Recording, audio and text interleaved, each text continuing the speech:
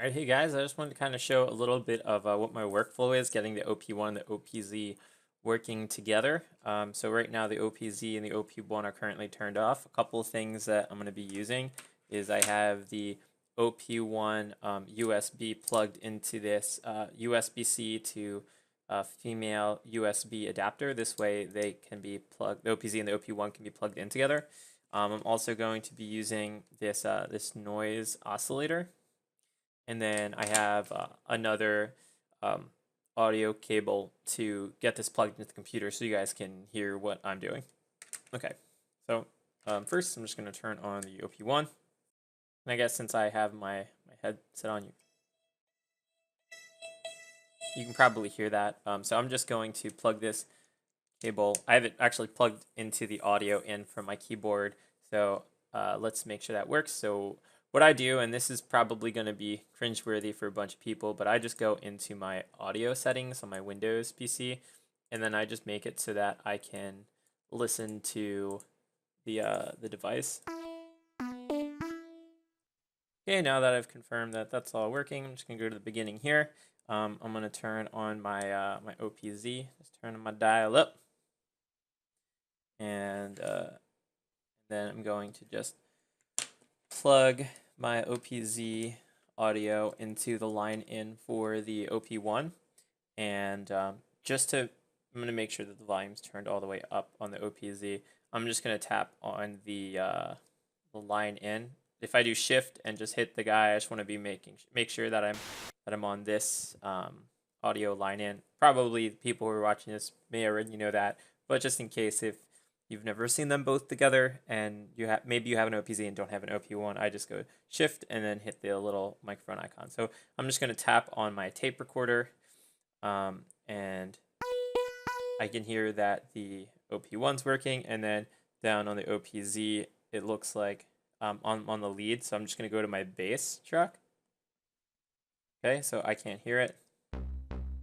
Okay, so I just had to make sure I turned it on. So all right, so I have these guys set up. So the next thing that I want to do is I want to just plug in these two components together. So I'm going to plug in my OPZ, plug in my OP1, and I'm going to do Shift COM. And when you hold Shift on here, you can see that I'm currently selected on the 6th channel, the MIDI channel 6. That's because I want my OPZ to control like the OP1 on the actual lead. For those who have an OPZ, you can have like whatever current channel you're on control another device or set it. I don't know if that makes sense, but I'm gonna go hit track and then go over here to the control module or MIDI module. I forget what it's called, and then I'm gonna hold the shift, and you'll notice that I currently this is what I currently have set up. And basically, really the important thing is that I don't have MIDI in and I don't have this one selected. This one was selected, then no matter what track I'm on, it'd be controlling the OP1, but it's not what I want to do. So this is my setup right here. So I have 3, 4, and 8. What that means is that the OP1, when I click the keys, it works. But if I'm on any of these tracks, it'll play that instrument. But if I'm on the lead track,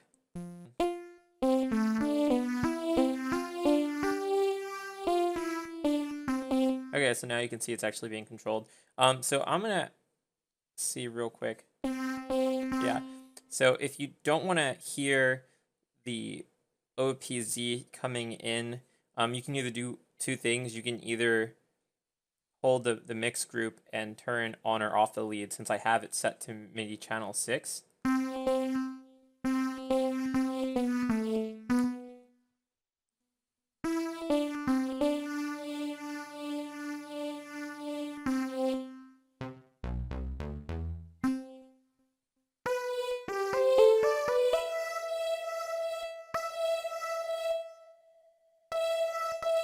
You can actually, it's kind of hard to hear.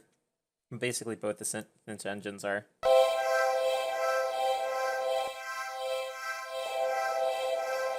It's kind of hard to hear, so I'm just tapping kind of in and out over on this guy. So anyway, yeah, so that's kind of how I have it set up. So now what I'll do is, let's say I just wanted to do that.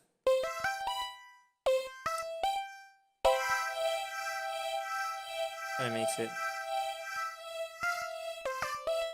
All right, so if I go here, when I hit play, it's going to trigger this.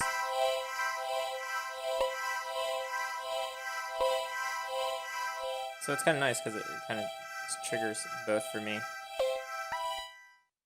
All right, so I forgot for my workflow, if I want to send this MIDI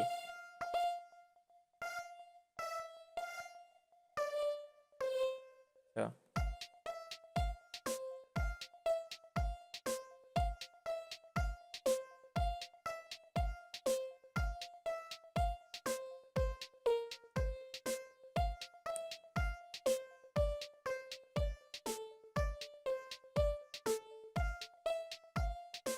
and I kind of have these guys kind of working a little bit in sync. So I don't want to record anything other than my lead, so I'm just going to go to 2 and then just make it my lead only. And yeah, so let me hit record and then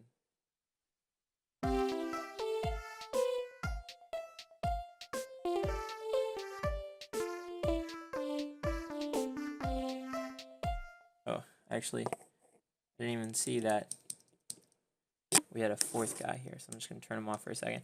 So I'm a little bit all over the place, guys. So let me try this one more time. So I'm going to hold record and hit play.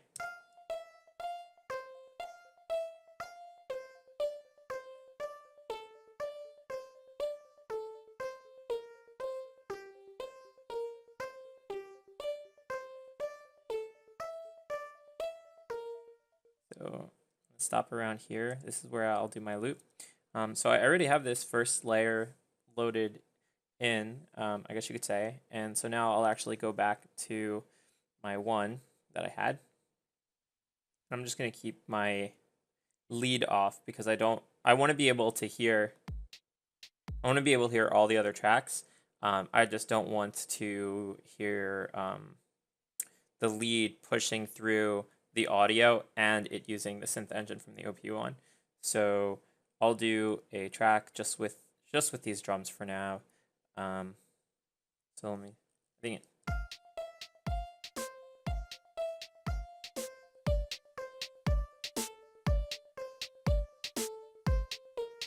Okay, so record, hit play.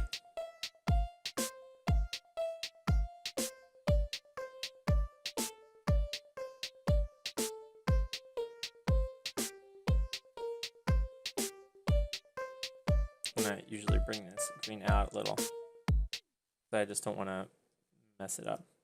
Okay. All right, so I have 1 was that the OP-1 synth being controlled by the OPZ. 2 was just the OPZ, and so 3, what I want to do is I want to choose a new synth sound, and I want to be able to record the sequence on the OPZ in case my performance is a little bit off. So I'm going to make sure that I'm selected on my second mix group here where it's just the lead, and I'm just going to come in here real quick. That kind of like.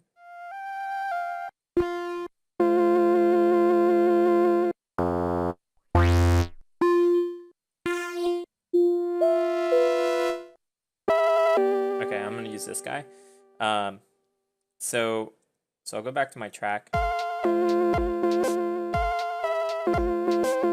So you notice it's kind of getting a little bit weird. It's because I have my MIDI out still.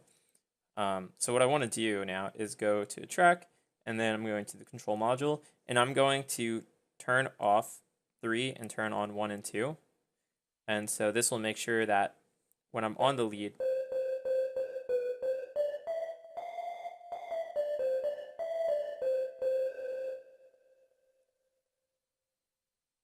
oh right, it's playing the lead's sound. So, but what I'm going to do here is I'm just going to turn off the audio.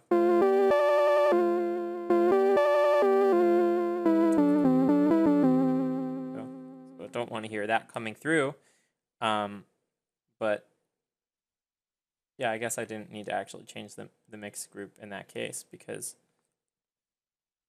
whatever is on that lead should. All right, let me just make sure that worked. And I'm a little rambly right now, so I'm just going to do record and hit play. And this way, when I hit play over here, it'll record whatever I'm doing.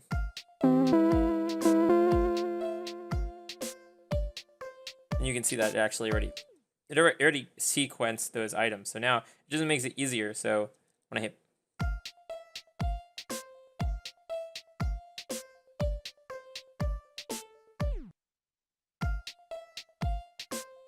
okay, so now since they're sequenced in, I'm going to go back to my control module and then turn back on my 3 and turn off my 1 and 2. This way, when I hit play,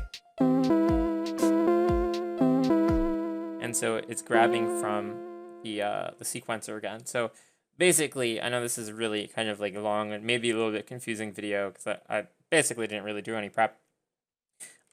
Whenever I want the whenever I want to use the keyboard of the OP1 and grab that information for the OPZ, I basically make sure that I'm just selecting 1 and 2 and I have 3 off. And anytime I want the OPZ to control what the OP1 is doing, I'll have it set to, holding shift, I'll have 1 and 2 set. So basically, this is for recording in from the OP1 and grabbing that information for the sequencer. And then anytime I just want to send the data from the OPZ over, I'll have 3 on. That's really like the big difference. And what's nice about that is I can move these around if I need to. I can also do step components. So let me grab step components, and I only want this to play like every other time. So when I hit play, but actually, let me do that one more time. I wanted to grab 1. I wanted to play the first time. And also, you can move these around pretty easily.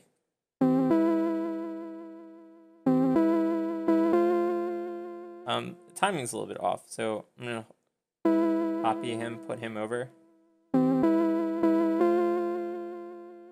And these are a little bit off, so if I want to quantize, I can just hold this, get that quantize going.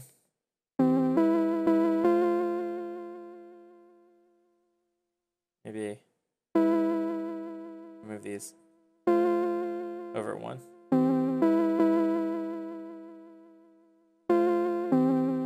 All right, move this guy here.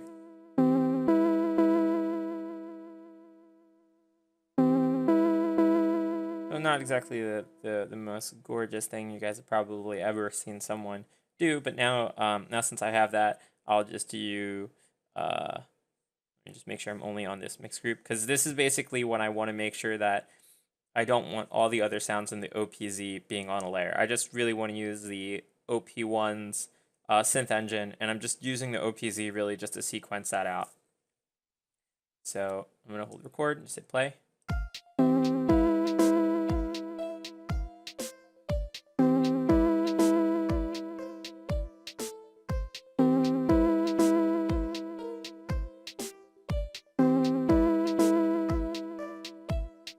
Again, not the most gorgeous thing, but basically what we're doing here is we're letting these two guys work well together.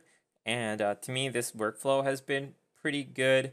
Another thing that you can do is, like, as you have different parts for your song that you're controlling from the OP1, you can always project, shift, and then just have like each part kind of as a separate element here. But I find that having the lead kind of dedicated for the OP1 just makes it easier that you can groove with all the other channels. All right, if you guys have any questions, please feel free to ask me. And thanks for taking the time watching this. Hopefully it's helpful for some people. To me, this has just kind of been like awesome having these two guys work pretty well together, and it being I feel like it's a pretty seamless process. I mean, once when you get it set up, it's pretty nice. All right, well, thanks for watching, and I'll catch you guys later.